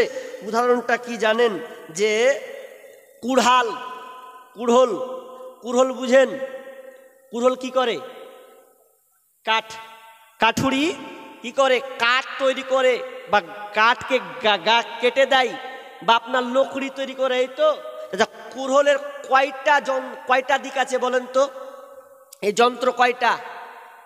এর দুইটা দিক আছে। কটা বললাম ভাই? দুইটা। কুড়হলের দুইটা দিক আছে। এক, কুড়হল যেটা আপনি মারবেন, তো মারতে গেলে কার সাহায্য লাগবে? তক্তার কোনো লাঠি লাগবে না গো, ডাল তো লাগবে, বাঁশ বলেন আর আপনি ওই গাছের ডাল বলেন, ওটা দিতে হবে না? দিতে হবে না? ওটা দিয়ে ভরবেন। আর আরেকটা যন্ত্র হচ্ছে যেটা দিয়ে কাটা হয়, কিন্তু সাহায্য কে করছে? হাজি ওয়ার জাত ভাই ওই পে সাহায্য করছে লকড়ি করার লেগে। ভালো করে বুঝেন, কুড়হলটা কত সুন্দর উদাহরণ। যে ওই সাহায্য করছে যখন মারছে, তো সাহায্যটা কার মাধ্যমে লিছে? ওই কাঠের মাধ্যমে লিছে। কাঠ কি মারছে? তো আমাদের মুসলমানের হালাতটা ওই রকম। আমরা নিজে মুসলমান, ভাই ভাইকে চিনলাম না। খালি ইলেকশন হতে দেন, ভোটের বেলা একটা ভাই যদি তৃণমূলে যায় আর একটা যদি কংগ্রেসে যায়, ও খালি বলবে ও ফ্যামিলিটিকে আমাকে দিবি, ও কবে আমাকে দিবি। আচ্ছা, দু ভাই যদি দুধকে চলে যায়, একটা পত্রিকাতে পড়ছিলাম যে দুটা বেটা, একটা মায়ের দুটা বেটা, দুই দল। তো দুই দলে মাকে বলছে, মা গে তুই হাঁকে ভোট দিবি। ও বলছে না গে মা তুই হাঁকে ভোট দিবি। মা ভেজালে পড়ে গেছে, কোন বেটাকে ভোট দিব তাহলে এবার আমি? কঠিন জ্বালা। এ করতে করতে তো শালা তোর মুখ ভেঙে দেবো, আমার বা আমাকে দিবে। বলছে তোরও মুখ ভেঙে দিব বাবা, আমাকে হার মা দিবে। ই করতে করতে করতে করতে লাগলো দু ভাই মারপিট, আর মারপিট করতে করতে করতে করতে করতে করতে করতে করতে করতে করতে করতে এক পর্যায়ে দেখলাম মায়ের মাথায় এক বাড়ি পড়লো। আর মায়ের যখন পড়লো, মা সঙ্গে সঙ্গে মারা গেল। দেখেন তো, এই ভোটের কারণে মা পৃথিবী ছেড়ে চলে গেল। মোরা এমন ভাবে পার্টি করি, ভাইয়ে ভাইয়ে লরি মরে। মোরা এমন ভাবে পার্টি করে, ভাইয়ে ভাইয়ে লরি মরে। মোদের ভোটের জোরে বাবু বিধানসভা পান, বাবু লোকসভা পান। মোরা বেঈমান মুসলমান, মোদের নাই কোনো ঈমান। মোরা নাদান মুসলমান, মোদের নাই খোকাণ্ড জ্ঞান। আমার আল্লাহ বলছেন, আই যতক্ষণ পর্যন্ত তোরা নিজের অবস্থানকে পরিবর্তন না করবি, আমি আল্লাহ তোদেরকে শান্তি তোরা পাবি না, পাবি না, পাবি না। আমার আল্লাহ বলছেন, ইন্নাল্লাহা লা ইউগাইয়িরু মা বিকওমিন হাত্তা ইউগাইয়িরু মা বিআনফুসিহিম। আমার আল্লাহ বলছেন, যতক্ষণ না তোমরা নিজের অবস্থানকে পরিবর্তন না করবে, ততক্ষণ পর্যন্ত আমি আল্লাহ তোমাদের অবস্থান পরিবর্তন করব না। যতক্ষণ না তোমরা নিজের ভুলটাকে যতক্ষণ পর্যন্ত ধরতে না পারবে, আমি আল্লাহ তোমাদেরকে সংশোধনের দিকে নিয়ে যাব না। নিজের ভুলটাকে আগে ধরে নাও, নিজেকে পরিবর্তন হও। আমার আল্লাহ বলছেন, তাহলে আল্লাহ বলছেন আমিও তোমাদের অবস্থানকে পরিবর্তন করে দেব, আগের অবস্থায় আমি তোমাদেরকে ফিরিয়ে দেব। আমি শেষের দিকে চলে আছি, আদায় করতে হবে বলে। কি কথা শুনেন, আমরা এত কিছু হচ্ছে, আমি আর বিষয়টাকে লম্বা করছি না, আদায়ের জন্য ছট করার চেষ্টা করছি। কি কথা, যে আমরা পরিবর্তন হচ্ছি না, পরিবর্তন নাই। কিন্তু সাহাবীদের কেমন আমল, যেমনই কোনো আদেশ আসতো সঙ্গে সঙ্গে তারা মেনে নিতেন। আমরা মানতে পারছি না, অসহায়, কি দুরবস্থা আমাদের। আমরা আজকে এখন আমরা নিজের চিনতে পারলাম না আমরা কি হালাত, কি ছিলাম আর কি হলাম। আজকে মুসলমান সব দেশেই নির্যাতিত, নিষ্পৃত হচ্ছে। এটা আমাদের কারণে। পরিবর্তন হন, একটু বুঝতে শিখুন। সাহাবীরা যেমন করে বুঝেছে সেইভাবে আমাদেরকে বুঝতে হবে। একটি কথা বলি, আপনাদেরকে বলি, ভালো করে কান লাগান, ভালো করে শুনেন। একটা প্রশ্ন করব, প্রশ্নের উত্তরটা দেন। আচ্ছা বলেন, আপনাদের মসজিদে জুমার নামাজ পড়েন তো? আজই জুমার নামাজ পড়েন? ওটা তো সবাই হাত তুলে। কারা কারা জুমার নামাজ পড়েছেন হাত তুলেন তো। হাজি ভাই, বাকিগুলা জুমার নামাজ পড়েন না আপনারা? সুবহানাল্লাহ। কটা লোক মানুষ জুমার নামাজ পড়েন? আচ্ছা, যারা হাত তুললেন না, যারা হাত তুলেননি, ও বলছে যে হাত তুলবো, কি বলবে আল্লাহ জানে। আচ্ছা বলেন, বছরে জুমার খুতবা কটা হয়? কে বলতে পারবে? ওর কাছে 500 টাকা লিব। রাইট বলতে হবে কিন্তু। আচ্ছা, কোন ভেজালে ফেললাজি ধরে না? বলেন, জুমার নামাজ বছরে কয়টা? কে বলতে পারবে? বলেন না, সামনে শ্রোতাদের বলতে দেন। বলেন কয়টা? 52টা।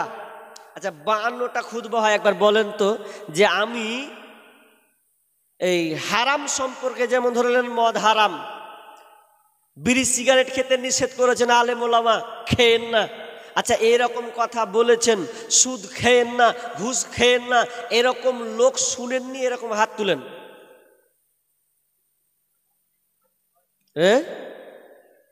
তার মানে আপনারা সবাই অবগত, সবাই। তাহলে আমাকে আর বক্তব্য দেওয়া দরকার আছে? জি, ওয়ামা আলাইনা ইল্লাল বালাগ, নেমে যাই। তার মানে আপনারা সব পাকা, সব কিছু জানেন। এবার ছোট্ট করে শুনেন। খাইবারে যুদ্ধ যখন হয়েছে, খাইবারে যুদ্ধ বিজয় লাভ করেছে। ওই খাইবারে যুদ্ধে যখন যুদ্ধ সমাপ্ত হলো, সম্পূর্ণ মোকাম্মাল হয়ে গেছে, এবার দেখেন সেই সময় কয়েকটা জিনিস হারাম করা হয়েছিল। দুইটা দিক তুলে ধরে। এক নাম্বার, দুইজন সাহাবী, মুসলিম শরীফের হাদিস আছে, দুইজন সাহাবী বলছে, ওরে যুদ্ধ সমাপ্ত হয়ে গেছে, চল কোথায় যেতে হবে? তো আমরা যাব এই জায়গাতে। কোথা? তো চল আমরা বিয়ে করি গা। বিয়ে করব। কি বিবাহ? তো বিবাহটা হচ্ছে সাময়িক বিবাহ, সাময়িক মোতা বিবাহ। মোতা বিবাহ মানে কদিনের জন্য বিবাহ, নির্ধারিত একটা দিন, 10 দিন হতে পারে, 15 দিন, 20 দিন হতে পারে, এই রকম একটা বিবাহ। দুজন বলছে চলো গা আমরা বিয়ে করবো গা। কি করবে, কিসের বিনিময়ে বিয়ে করতে হবে? তো বলছে বিয়ে করব, আমরা কম্বল পেয়েছি, কম্বলের বিনিময়ে বিয়ে করব।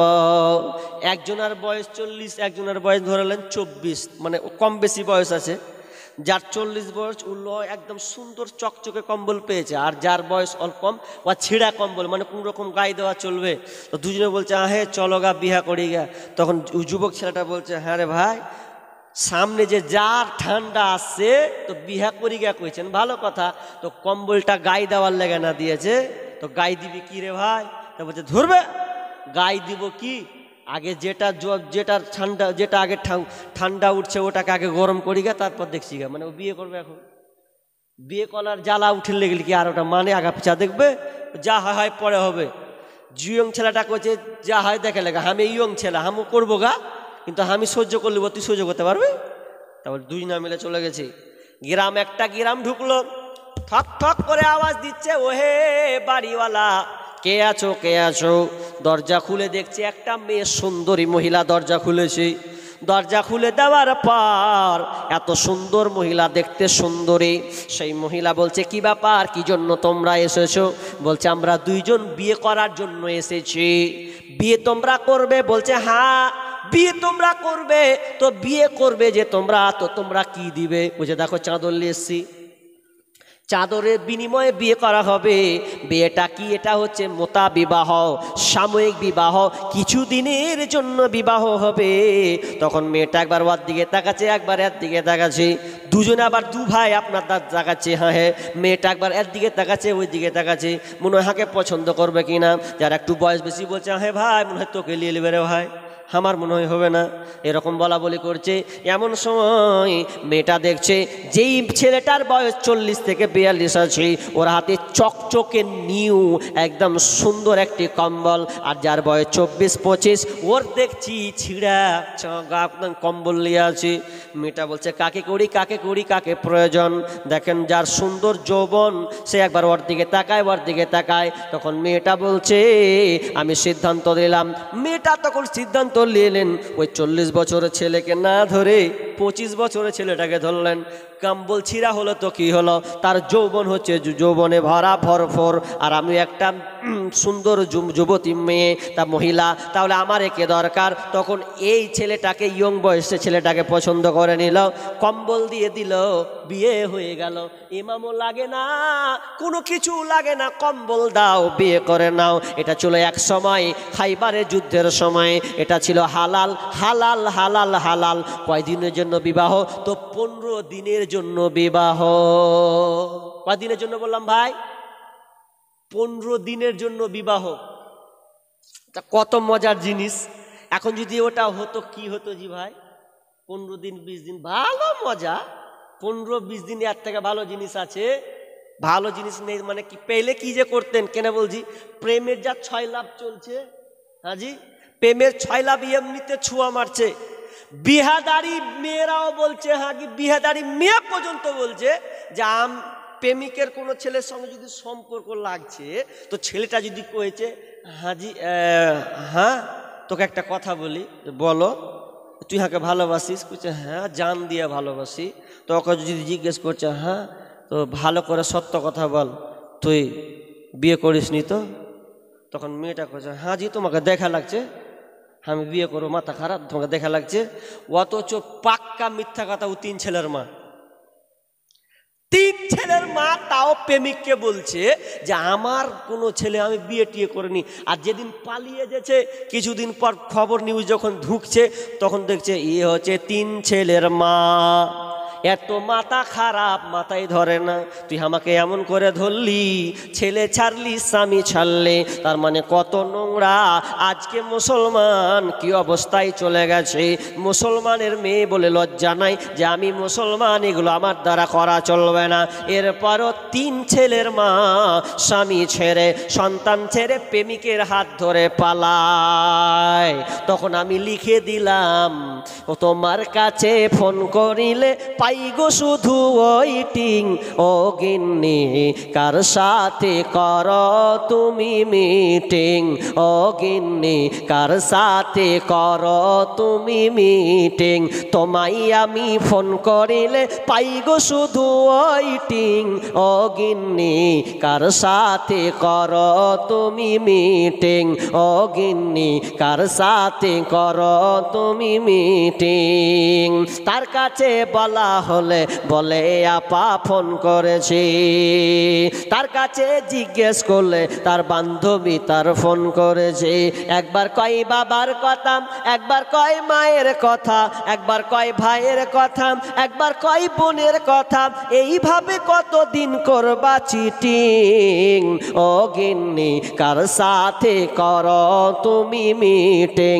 ও গিন্নি কার সাথে করো তুমি মিটিং ওরে নামাজে রোজার ধার ধারে না মোবাইলে ব্যস্ত স্বামী তাহার ফোন করিলে কথা কই না সে তো ওরে নামাজে রোজার ধার ধারে না মোবাইলে ব্যস্ত স্বামী তাহার ফোন করিলে কথা কই না সে তো স্বামী কয় প্রাণের বিবি কত ভালোবাসি আমি স্বামী কয় প্রাণের বিবি কত ভালোবাসি আমি তোমায় আমি ফোন করিলে থাকো শুধু ওয়েটিং ও গিন্নি কার সাথে করো তুমি মিটিং ও গিন্নি কার সাথে করো তুমি মিটিং আজকে মুসলমানের মেয়েরা বিয়ে হোক আর না হোক প্রেমিকের সঙ্গে আজকে জেনায় লিপ্ত হয় যত আপনাকে আমি দুঃখের কথা কি বলবো এটাই কথা বলার আগে একটু আমি আপনাকে বলে দিই কান লাগান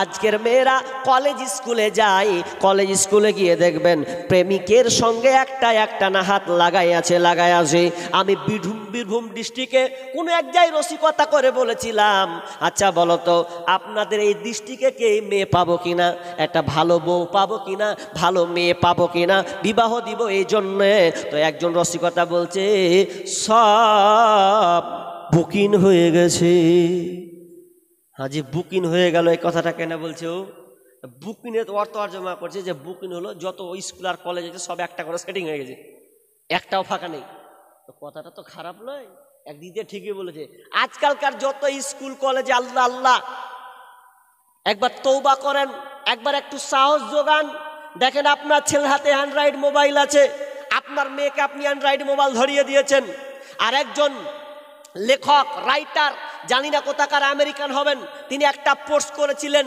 পোস্টার মধ্যে লেখা ছিল কোনো মেয়েকে যদি কোনো বাপ মোবাইল দেয় কোনো মেয়েকে যদি কোনো বাপ কোনো গার্জেন মোবাইল দেয় তার মানে জানতে হবে ওই মেয়ের কাছে পরপুরুষের আশ্রয় যায় কথাটা বুঝেননি আপনি আপনার মেয়ে যদি মোবাইল চালায় এভাবে মোবাইল চালাতে ফেসবুক চালাবে চালাতে চালাতে কত রকম যা আসবে কত রকমের যুবক যা আসবে তার সামনে ভাসবে আর সে এগুলো দেখে নিজেকে উপভোগ করবে ওই কথাটাই তিনি বলতে চাচ্ছেন যে মেয়েকে দেওয়া মানে পরপুরুষের আশ্রয় দেওয়া ওই লোক ওই পুরুষকে আসতে হবে না ওর ঘরে আশ্রয় নিয়ে নাই আফসোস বড় আফসোস লাগে আপনার মেয়েকে আপনি মোবাইল থেকে ঠেকান প্রয়োজন থাকলে নেন কিন্তু আপনার মেয়েকে এমনভাবে মোবাইল দিয়েছেন 24 ঘন্টা খালি মোবাইল নিয়েই থাকে কি করিস রে বলছে বান্ধবীর সঙ্গে চ্যাটিং করি বান্ধবী তো চ্যাটিং নাই কখন বান্ধবী নাই কখনো বন্ধু ঢুকে আছে বান্ধবী নয় বন্ধু ঢুকে আছে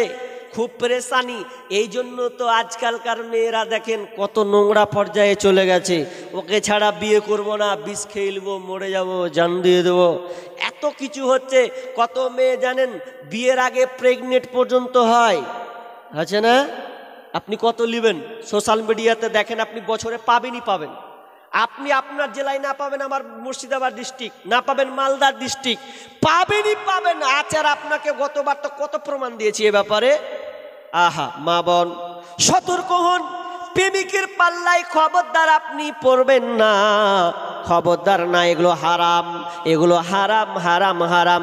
এগুলো থেকে বোন ফিরে আসো। যেদিন তোমাকে কোনো ছেলে যখন তোমাকে ব্যবহার করে নিবে, যেদিন তোমাকে ব্যবহার করবে, সেদিন তুমি বুঝতে পারবে এটা কত জ্বালা। যেদিন তোমাকে ধোঁকা দিবে সেদিন বুঝতে পারবে। অনেক মা বোন ধোঁকা খেয়ে ছাকা খেয়ে বাচ্চা পর্যন্ত যদি পেটে বাচ্চা আসে, তাহলে ওই বাচ্চাটাকে সে মারতে বাধ্য হয় কিংবা জঙ্গলে ফেলতে বাধ্য হয়। কি অপরাধ ছিল মাগো ফেলে গেলি নর্দমায়, অবুঝ বলে কুকুর এখন কামড়ে কামড়ে খায় মাগো, কামড়ে কামড়ে খায়। কি অপরাধ ছিল মাগো ফেলে গেলি নর্দমায়, অবুঝ বলে কুকুর এখন কামড়ে কামড়ে খায় মাগো, কামড়ে কামড়ে খায়। নিজের সুখটাই ভাবলি রে মা, আমার কথা ভাবলি না। নিজের সুখটাই ভাবলি রে মা, আমার কথা ভাবলি না। জন্ম কেন দিলি রে তুই, আগে কেন বুঝলি না মা, আগে কেন বুঝলি না। অল্প সুখের মুখে ডুবে আনলি ধরার বুকে, অল্প সুখের মুখে ডুবে আনলি ধরার বুকে। তোদের সুখে তোরি আমি কুকুর জীবের মুখে রে, কুকুর জীবের মুখে। লোক লজ্জার ভয়ে রে মা, লোক লজ্জায় ভয়ে রে মা, ভুললি আমার কথা। বিনা দোষে করলি দোষী, এই কি মানবতা রে, এই কি মানবতা। আজকালকার মুসলমানের মেয়ে বরখা পরে থাক আর না থাক, ওর সঙ্গে প্রেমিক আছে আর প্রেমিকের সঙ্গে খারাপ রিলেশন সম্পর্ক করে তার জীবনটাকে নষ্ট করে দেয়। না বোন, তুমি এই ঘটনাটা শোনো। শেষ কথা যখন বলছে, যখন ওই সাহাবীটা বিয়ে করলেন, মোতা বিবাহ, সাময়িক বিবাহ, কিছুদিনের জন্য বিবাহ, ছেলেটাকে নিয়ে নিলেন, কম্বলটা নিয়ে নেওয়া হলো। এরপরে 2-4 দিন পর এলান হচ্ছে, ওরে সাহাবীরা, যারা তোমরা মোতা বিবাহ করেছ, যারা সাময়িক কিছুদিনের জন্য বিবাহ করেছ, খবরদার এখন তোমাদের জন্য হারাম করে দিলাম, এই বিবাহটাকে হারাম করে দিলাম, হারাম করে দিলাম, হারাম করে দিলাম। আর তোমরা এ কাজে যেতে পারবে না। যখনই সাহাবীর কানে ঢুকে গেছে, বিশ্বনবী এলান করে দিয়েছেন, পয়গাম খাবা আপনার কিনা খবর পৌঁছে গেছে, খবরটাকে মোতা বিবাহ হারাম। যখনই যাও সঙ্গে সঙ্গে শোনা, স্বামী স্ত্রী চকিতে একসঙ্গে থাকতে থাকতে হঠাৎ করে নিচে নেমে গিয়ে ঘর থেকে বেরিয়ে যাচ্ছেন। স্ত্রী বলছে, স্বামী আপনি আমাকে 15 দিনের জন্য বিবাহ করেছিলেন, আজকে তো 4 দিন হলো, এখনো 11 দিন বাকি আছে, আপনি কি আমাকে গ্রহণ করবেন না? তখন সাহাবী বলছেন, ওরে বিবি রে, আজ তুমি 4 দিন হয়ে গেল বিবি, 11 দিন ছিলে বাকি, কিন্তু না না, আজ থেকে তুমি আমার বিবি নাও, কারণ আজ থেকে আল্লাহ রাসূল হারাম করে দিয়েছেন, মোতাও বিবাহ হারাম, এটা আর চলবে না, চলবে না। এখান থেকে তোমার সম্পর্ক আমার ডিলেট ক্যান্সেল হয়ে গেল, খতম হয়ে গেল, আমি ঘর থেকে বেরিয়ে গেলাম। কদিন তো মাত্র সামান্য 4 দিন, 11 দিন এখনো বাকি আছে। এবার একটু কথা বলি আপনাদের। আপনারা ভুরি ভুরি শুনছেন যে মদ পান করা হারাম, সাহাবীদের মতন আদর্শ নেন, শুনেছেন কানে। বিড়ি যে টানছেন চুরুক চুরুক করে, এক মতন খারাপ আর বিড়ি পৃথিবীতে নাই। এত জঘন্য একটা খাবার, এর চাইতে জঘন্য খারাপ পৃথিবীতে আর নেই। মদের চাইতেও জঘন্য এটা, মদের চাইতেও জঘন্য হচ্ছে বিড়ি, সব চাইতে খারাপ, নোংরা। আপনি আশ্চর্য হয়ে যাবেন, কত জায়গায় যে প্রোগ্রাম করতে গিয়ে বিড়ির ব্যাপারটা কত যে দেখেছি আল্লাহ জানে। কত 3 দিন আগে ফারাক্কায় দেখছি, আল্লাহ এরকম আগে চা খেত কিনা আল্লাহ জানে, আমার চোখের সামনে পড়ছে, ডান হাতে চা, বাম হাতে বিড়ি, না বাম হাতে চা, ডান হাতে বিড়ি লিয়া বা সিগারেট ধরে আছে, ও একবার করে আরেকবারে, মানে দুটাকে একসঙ্গে মারছে। একবার চাও খাচ্ছে, একবার করে বিড়ি টানছে। কি খাওয়ার পদ্ধতি রে বাপ, ইয়া এমনই পদ্ধতি। বলছে, অনেকে বলছে মৌলানা কি আর কইবেন, বলছে বিড়ি এমন জিনিস যে পায়খানাতে যদি বসে বেড়িওয়ালা বিড়ি না খায় তো আর পায়খানা ক্লিয়ারই হবে না। কত জঘন্য জিনিস। আমি লালগোলাতে প্রোগ্রাম করতে যাচ্ছি, তো প্রোগ্রাম করতে করতে করতে অটো আর পাই না, অটো কোন রকম করে পেলাম, তো অটোটা চাপছি, পেছন দিকে চেপা আছি। আর ওই 2টা ছেলে কিন্তু ওরা সিট পায়নি, তো ওরা যাবে, সন্ধ্যা ঘনিয়ে আসছে আর আমাকে প্রোগ্রামে যেতে হবে। তো যাচ্ছি, তো 2জনা সেট পাইনি, তো একজনা এদিকে ধরে আছে, একজনা এদিকে, একজনা এইদিকে। তো 15 মিনিটও হয়নি রে বাপ, 15 মিনিটও হয়নি, 20 মিনিট হয়েছে। তাকে বলছে হ্যাঁ বেরিটা ধরা। আমি বলছি হে তোরা সিটি পেসনি, বেরিটা কি করে ধরাবি? ওদের বিড়ি ধরার ক্যাপাসিটি দেখেন, আমি আশ্চর্য হয়ে গেলাম। তখন একজনে বলছে হ্যাঁ কেমন করে বিড়ি ধরাবি, সারাদিন থেকে বেরি খাচ্ছিস, বিড়ি ধরাতে জানিস না বা? তোদের বিড়ি কারিশমাটাই তোদের দেখি। তখন বিড়ি যখন ধরছে দুজনা মুখে লিয়েছে, বুঝলেন? মুখে যদি লিয়েছে তো মাথাখানটাকে ভিতরে ভরেছে আর সবই বডি বাইরে আছে। তো বিড়িটা কেমন করে ধরাবে? তো ডেস লাইট কি বলে যে গ্যাস লাইট যেটাকে বলা হয়, এটা নাই, আবার ডেস হালাই। আরও আমার দেখা বাবা তুই কী করে ধরাবি? তো ধরেছে তো কাঠিটাকে যখন বাহির করছে এরকম করে, বিড়ি খোরের কত নেশা লেগেছে ওকে, যে 8 ঘন্টা পর নেমেই খাতি বা খাবে না। ও আপনার ডেসালাইকে লিয়েছে, এরকম করে ধরে আছে দিয়ে, আর কোন রকম করে এইখানে ধরে আছে গো, মানে পিছনে এটাকে কোন রকম আটকে লিয়ে আছে, এইটাকে এরকম করে ধরে আছে, আর এরকম করে লড়ছে গাড়ি, তাও শালা ছাড়ে না, এরকম মারছে পেট করে মেরে তো মুখে নিয়ে নিলে বলছে বাহ তোর কারিশমা হে, তোকে বিড়ি ধরার কারিশমা তো খাতারনাক কারিশমা। এত তোরা বিড়ি খোর যে তোকে না গেলে দিন চলে না রে। তো বিড়ি এত খারাপ হয়েছেন ভাই, সাহাবিদের মতন দেখাতে হবে। যদি মনে করে একটা আদর্শ অন্তত দেখান, যারা এখানে অনেকে বিড়ি খান, আমি কারো বলবো না যে কে কে বিড়ি খান হাত উঠেন, বলবো না, ক্যামেরা ঘুরিয়ে দেবে সব যাবে, দরকার নাই। তবে আমি বলবো এইরকম হাত তুলেন, হয়তো খাচ্ছেন কিংবা মাঝে মধ্যে খান কিংবা বন্ধুর পাল্লাই পরে খেয়ে নেন, কিন্তু এটা জঘন্য খারাপ। একবার ভাবেন তো, আল্লাহ তাআলা আপনার জবানটাকে দিয়েছেন আল্লাহর ইবাদত করার জন্য, এই জবান দিয়ে আপনি আল্লাহকে ডাকেন। দেখেন মসজিদে কত মুসল্লি খৈনি নিয়ে ঢুকে, আফসোস লাগে, একটু লজ্জা করার দরকার। ওই খৈনি মুখে ভরছেন আর ওই মুখে আপনি আল্লাহকে ডাকছেন, আল্লাহ সূরা ফাতিহা পড়ছেন, আপনাকে লজ্জা হয় না? অনেক মানুষ আছে বিড়ি খেয়ে তারপরে উজুত করতে বসে, অথচ বিড়ির কত দুর্গন্ধ। কিন্তু আমরা ছোটকাল থেকে শুনে আসি মসজিদে নিষেধ করা হয় পেঁয়াজ খেয়ে যেও না, নিষেধ করা হয় না? এটা হাদিস, অবশ্যই হাদিস, কিন্তু ছোটকাল থেকে আমরা শুনে আসি এরকম যে খবরদার পেঁয়াজ খাস না রে, পেঁয়াজ খাবি তো নামাজ হবে না। কেন হবে না? দুর্গন্ধ। তাই তাহলে পেঁয়াজ রসুন হালাল, কিন্তু ওই সময়টা হচ্ছে হারাম। কিন্তু একটা দেখেন হালাল জিনিস হারাম হয়ে যাচ্ছে আর আপনি বিড়ি খেয়ে মসজিদে চলে যাচ্ছেন, এর চাইতে দুর্ভাগ্য আর বিষয় কি হতে পারে? তো আমি আপনাকে বলছি, খৈনি খাচ্ছেন, তওবা করুন, তওবা করুন, ইস্তিগফার করুন। আপনাকে যখন সুগার বলে দেওয়া হয় তখন আপনি বলেন আর মিষ্টি খাবো না, আর এটা খাওয়া চলবে না, খেলে ফুটে যাব। একটু আল্লাহকে আপনি ভয় করুন, মুখে দুর্গন্ধ লিয়েন না। অনেক সময় কত রসু কথা বলি, অনেক বক্তা বলে মুখ দিয়া গন্ধ, নাক দিয়া গন্ধ, হ্যাঁ চলে গেলাম, মুখ দিয়া গন্ধ, নাক দিয়া গন্ধ, হাত দিয়া গন্ধ, পকেট দিয়া গন্ধ, বিছানাতে গন্ধ, আমার হয় সন্দ না, এরকম না, এরকম কথা সব দিয়া সন্দ। তোরা স্বামী স্ত্রী যে কেমন করে থাকে আল্লাহ জানে, হাজি কি মডেলে থাকে আল্লাহ ভালো জানে। ওই বিড়ি নিয়ে খায় আপনার, আফসোস। তওবা করুন। আমি এই যত লোক আছেন ভরা মজলিসে, আমি দেখতে চাই 5-10টা যুবককে আমি দেখতে চাই, বাবজিকে দেখতে চাই। ইনশাআল্লাহ আজ থেকে আজ নেশা পান করবো না, বিড়ি খাবো না, বিড়ি সিগারেট খাবো না, খৈনি খাবো না, গুল করবো না। এরকম 10টা লোক হাত তুলেন। মুদমিলুল খামরি কাবিদি ওয়াসানিন, মাশাআল্লাহ 2-3 আর প্রতিজ্ঞা করেন, আল্লাহ সাহাবীরা যদি সঙ্গে সঙ্গে এই হালাল জিনিস তখন সঙ্গে হারাম ছেড়ে দিতে পারে, তো আমি মুসলমান, আমি কেন পারবো না? হাত তুলেন। ইনশাআল্লাহ আমি দেখতে চাই যে আমি তার জন্য দোয়া করব ইনশাআল্লাহ। যে এই আপনাদের এই মাটিতে হাত তুলেছেন কয়েকজন, আল্লাহ ভাই এই কটা, আর কেউ হাত তুলবেন না আল্লাহর রাস্তে? মাশাআল্লাহ, আল্লাহ তুমি এদেরকে যারা হাত তুলেছে আল্লাহ তুমি এদেরকে ক্ষমা করে দাও। মাবুদ তুমি বড় রহমান, তুমি বড় মেহেরবান। আল্লাহ যারা হাত উত্তোলন করেছেন হাতকে কবুল করে নাও, আল্লাহ তুমি তাদের সঠিক পথে পরিচালিত করে দাও, আমিন। এবার চলেন আমি শেষের দিকে একটা কথা বলি, এটা হচ্ছে মসজিদে জালসা। 15 থেকে 20 মিনিট আমি আপনাদের কালেকশন করব। কালেকশন চলাকালীন কে কে পালাবেন হাত তুলেন। হ্যাঁ, তার মানে কেউ পালাবেন না, তাই তো? ইনশাআল্লাহ, জোরে বলেন ইনশাআল্লাহ। আর পালাবেন কেন? বাঘা বক্তা তো আছে 15 মিনিট পরে, জায়গা পাবেন না। তাহলে এই 15 মিনিট আমি আপনাদের কাছে চেয়ে নিচ্ছি। আমার নাম নবাব, ভিক্ষা করার স্বভাব, কিছুর নেই অভাব।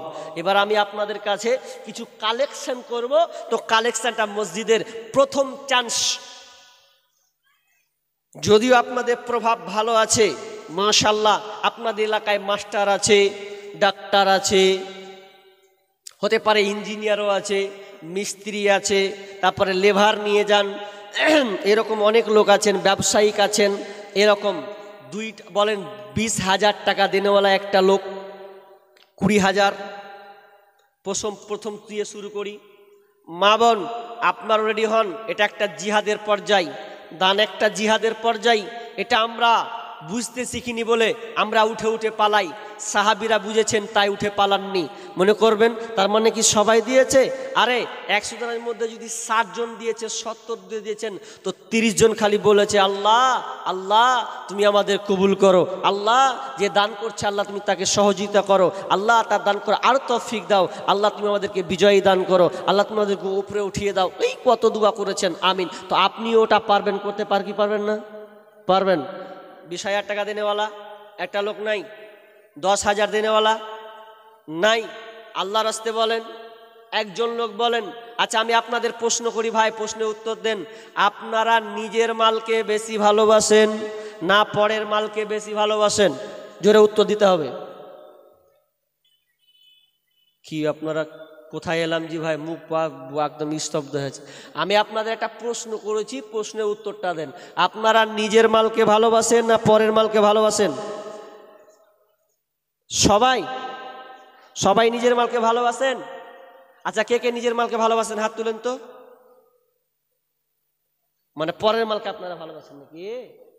হাজি মানে ভেজাল তো আগে বললাম না যে ছেলে হতে পারে মেয়ে হতে পারে, সেই রকম আপনাদের যে কি যে হবে আল্লাহ জানে, আর কি করবে যে আল্লাহ জানে। ভয়ে তুলছি না, সাহস যোগান গো, সাহস যোগান। কি বলছিলাম, আল্লাহ রাসূল সাহাবীদেরকে বলছেন যে তোমরা নিজের মালকে ভালোবাসো না পরের মালকে? তো সাহাবীরা এক চান্সে উত্তর দিচ্ছেন যে আমরা নিজের মালকে ভালোবাসি, পরের মালকে ভালোবাসি না।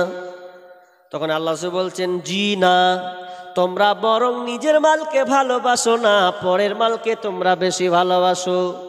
তখন বলছেন নিজের মাল কি কি এটাই তো জানো না। আল্লাহ রাসূল বলছেন নিজের মাল 3টা। কয়টা এবার বলেন, জোরে বলেন কয়টা, জোরে বলেন কয়টা? 3টি হচ্ছে নিজের মাল। কি কি গুনেলেন? যতই আপনার গাড়ি আপনার টাকা পয়সা ব্যালেন্স, যতই আপনার বিজনেস থাক না কেন, মাল আপনার 3টি এর চাইতে বেশি নয়। তবে 2টা জিনিস নষ্ট হয়ে যাবে দুনিয়াতে, একটা মাল একটা সম্পদ খালি আপনার টিকে থাকবে। 1 নাম্বার, আপনি যেটা খাবেন ওটা হবে আপনার মাল, ওটা কেউ কাটতে পারবে না। যখনই আপনি খেয়ে নিলেন তখন হচ্ছে আপনার মাল। তার মানে ওটাকে আমরা খানা বলি, মুর্শিদাবাদ বলি খানাটা খেয়ে রে ভাই, মা বলে বেটা খানা খেয়ে লাও, আমরা বলি খানা হয়ে গেল, ওটা আপনার মাল। কিন্তু 6 ঘন্টা পার হবে খানা দিয়ে, তার বিপরীত কি হবে জি? খানা থেকে হবে পায়খানা, তাই তো?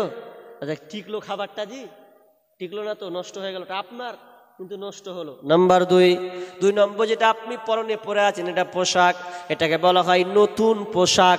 যখন আস্তে আস্তে ভ্যানিশ হয়ে যাবে, ছিঁড়ে হয়ে যাবে, এর নাম হবে পুরাতন। নতুন থেকে হবে পুরাতন, তাহলে এটা 2টা মাল, এটাও টিকলো না। 3 নম্বর মাল কোনটা? 3 নম্বর মাল বিশ্বনবী বলছেন ওরে পৃথিবীর মানুষ, 3 নম্বর মাল তুমি জেনে নাও, যেটা তুমি আল্লাহ রাস্তায় জমা করবে ওটা হচ্ছে তোমার মাল। আব্বা মারা গিয়েছে, কতটি আছে ভাই? 1 2 3 4 5। ঠিকাদার মানুষ মোসাফা করে দিয়ে আর